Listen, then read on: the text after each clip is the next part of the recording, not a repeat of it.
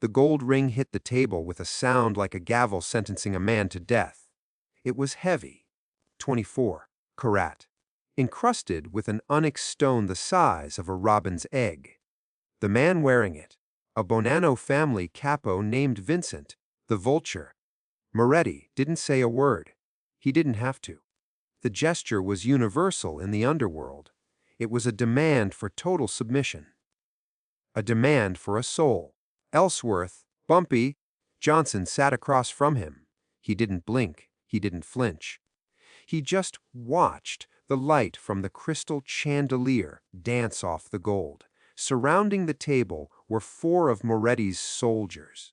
Their hands were tucked inside double-breasted wool jackets, resting on the handles of .38 snub-nose revolvers.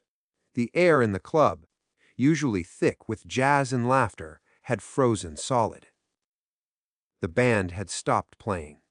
The waiters had vanished into the kitchen. $75,000 a month. That was the tax Moretti was demanding. But the money wasn't the insult. The insult was the ring. "Kiss it," Moretti whispered, his voice like gravel grinding on glass. "Kiss it, and maybe you walk out of here the manager of my territory. Refuse, and you don't walk out at all." Bumpy looked at the ring. Then he looked at the 4 gunmen. Then he looked at the clock on the wall. 11:43 p.m. He had waited exactly long enough. The king of Harlem reached into his own pocket. The soldiers tensed, fingers tightening on triggers. But Bumpy didn't pull a gun. He pulled out a single, folded piece of paper. "I think you misunderstood the meeting, Vinny," Bumpy said, his voice smooth as aged scotch. "I didn't come here to negotiate. I came here to say goodbye, to understand why a man would stare down the barrel of the Bonanno crime family with nothing but a piece of paper. You have to understand who Ellsworth, Bumpy Johnson actually was. He wasn't just a gangster. The newspapers called him a mob boss, but the streets of Harlem called him the professor. He read Nietzsche and history books between collecting numbers slips. He played chess while other men played checkers. In 1949, Harlem was the cultural capital of Black America, vibrating with the energy of the post-war boom.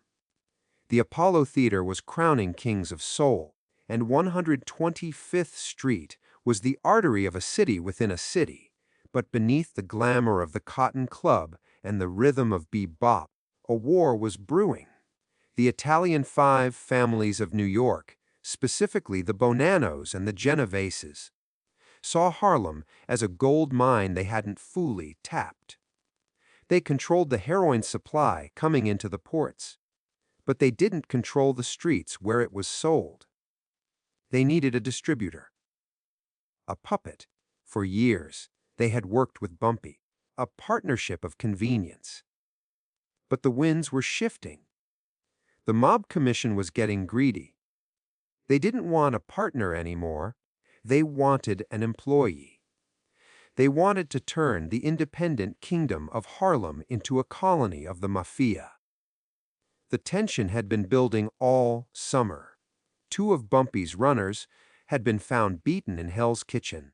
A shipment of heroin meant for 116th Street had been hijacked in Brooklyn.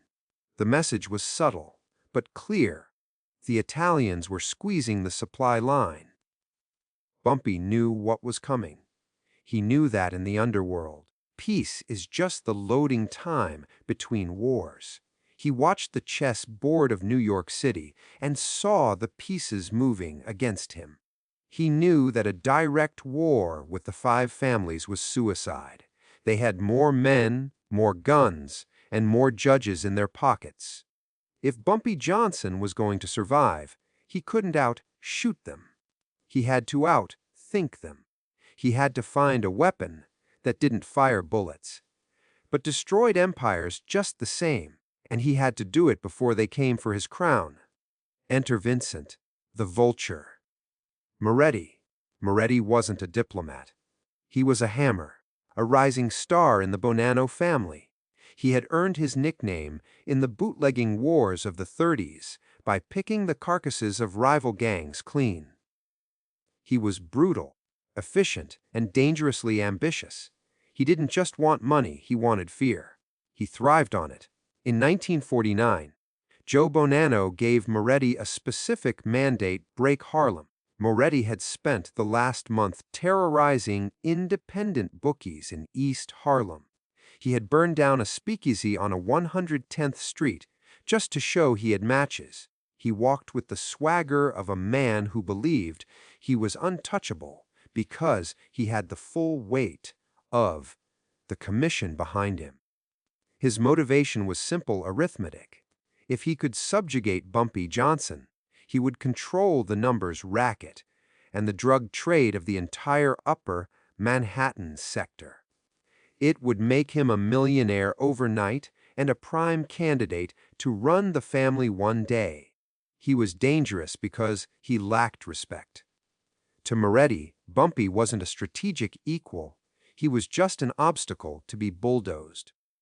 He brought 12 men into Harlem that week, setting up a temporary headquarters in a warehouse near the river. He was flaunting his presence. On October 12th, the ultimatum came. A dead pigeon was left on the hood of Bumpy's car outside the Lenox Lounge. Inside the bird's beak was a note with a time and a place: Small's Paradise. Friday, midnight. It was a summons. A king summoning a vassal. Moretti assumed Bumpy would come begging for terms. He assumed Bumpy would offer money to save his life. He assumed he was the shark in the tank, but sharks often forget that there are things in the deep water much smarter than them. The setup was designed to intimidate. Moretti rented out the entire back section of Small's Paradise, the legendary nightclub at 2294 7th Avenue. He wanted witnesses, but not too many. He wanted the staff to see Bumpy Johnson bend the knee. At 11:15 p.m., Moretti arrived. He walked in with 4 of his best soldiers, men with scarred knuckles and eyes like dead fish. They took the large circular booth in the VIP section, facing the door. They ordered expensive champagne and poured it on the floor, a deliberate disrespect to the establishment. The atmosphere in the club curdled. The air, usually smelling of fried chicken and perfume, suddenly smelled of ozone and violence. The regulars, sensing the shift in barometric pressure, began to settle their tabs. No one wanted to be collateral damage. At 11:30 p.m., the club was half empty. At 11:40 p.m., the front door opened. The cold October wind swept in, followed by Ellsworth Johnson. He was alone. He wore a charcoal gray suit, tailored to perfection, and a fedora tilted slightly to the left. He walked with a cane, not because he needed it, but because it was a scepter. He didn't look at the empty tables. He didn't look at the terrified bartender. He walked straight to the back booth. Sensory details screamed danger. The ice melting in the untouched glasses. The hum of the refrigerator behind the bar. The creak of leather as Moretti's men shifted their weight to clear their holsters. "You're late," Moretti said, not standing up. "Traffic on Lenox is terrible this time of night," Bumpy replied, his voice flat. He sat down. The 4 bodyguards stood around the booth, forming a wall of wool and muscle. They were close enough that Bumpy could smell the garlic and tobacco on their breath. They were the cage. Moretti was the beast. Then came the escalation. "We've done the math, Johnson," Moretti said, lighting a cigar. 60%. That's the new rate. 60% of the numbers. 60% of the powder. And you buy exclusively from us. Bumpy adjusted his cufflinks. "That doesn't leave much for the overhead, Vinny. A man has to pay his staff." "You don't have staff anymore," Moretti sneered. "You have owners." The silence that followed stretched for 10 seconds. 20 seconds. A drop of condensation rolled down a champagne bottle and hit the tablecloth. Plink. That's when Moretti took off the ring. He slammed it on the table. The heavy gold thud echoed in the hollow room. Kiss it. Moretti hissed. The soldiers moved closer. Hands went fully into jackets. The metallic click of a hammer being cocked back echoed from behind Bumpy's right ear. The execution squad was ready. The room held its breath. The bartender ducked behind the counter. The world narrowed down to that ring and Bumpy's eyes. Bumpy looked at the ring. He looked at the men. He saw the gleam of murder in Moretti's eyes. It was the look of a man who had already decided to kill, regardless of the answer. But Bumpy didn't tremble. He didn't sweat. He slowly reached into his breast pocket. Careful. A soldier grunted, pressing a barrel into Bumpy's ribs. Just a piece of paper, gentlemen, Bumpy said softly. Just a receipt. What Moretti didn't know was that Bumpy had spent the last 3 weeks doing something the Italians never expected a Harlem gangster to do. Bumpy knew he couldn't beat the Bonanno family in a war. But he knew something else. The 5 families were built on trust, and that trust was fragile. Bumpy had used his network of maids, drivers, and phone operators to track Moretti's movements. Not his movements in Harlem, but his movements in Brooklyn. He found the discrepancy. Bumpy unfolded the paper on the table, right next to the gold ring. It wasn't a weapon. It was a bank ledger. Specifically, a duplicate page from a private bookmaker in New Jersey. "What is this?" Moretti asked, his eyes narrowing. "That," Bumpy said, pointing a manicured finger at the 3rd column, "was the record of the 3 shipments of heroin you hijacked last month. The ones you told Joe Bonanno were seized by the police." Moretti's face went pale. The arrogance drained out of him like blood from a severed artery. "You see," Bumpy continued, his voice dropping to a whisper that only Moretti could hear. "I didn't mind you stealing from me, Vinny. That's business. But stealing from your own boss, stealing from Joe Bonanno, that's suicide." Moretti's hand trembled. He reached for the paper, but Bumpy placed his hand over it. "I have 3 copies of this," Bumpy said. "One is here. One is in a safe deposit box. And the 3rd one. The 3rd one is in an envelope, currently sitting on the desk of Joe Bonanno's consigliere. If I don't call a specific phone number in exactly..." Bumpy checked his watch. 5 minutes. "My associate makes the call to open that envelope." This was the checkmate. It wasn't a gun. It wasn't a bomb. It was information. Bumpy had turned Moretti's own organization against him. If Moretti killed Bumpy right now, the call wouldn't be made. The envelope would be opened, and Joe Bonanno would skin Moretti alive for skimming off the top. The 4 bodyguards looked at each other, confused. They saw their boss sweating. They saw the fear. They didn't know what was on the paper, but they knew the dynamic of the room had just flipped upside down. Bumpy leaned forward, invading Moretti's personal space. He picked up the gold ring. He looked at it, wiped a smudge off the onyx stone with his thumb, and set it back down gently. "You came for my kingdom," Bumpy said, his voice hard as iron. "But kings don't lose to men who can't see 3 moves ahead. Now take your ring. Take your men. And if I ever see you north of 110th Street again, I won't kill you. I'll just mail the letter." Moretti stared at Bumpy. The cigar in his hand had burned down to his knuckles, but he didn't feel the heat. He was feeling the cold chill of his own mortality. At 11:54 p.m. Moretti stood up. His legs were shaky. He snatched the ring off the table and shoved it into his pocket. He didn't put it back on his finger. "Let's go." Moretti choked out to his men. "But boss, the deal," one of the soldiers started. "I said war, alive IMG." Moretti screamed, his voice cracking. They scrambled toward the door like rats fleeing a sinking ship. They didn't look back.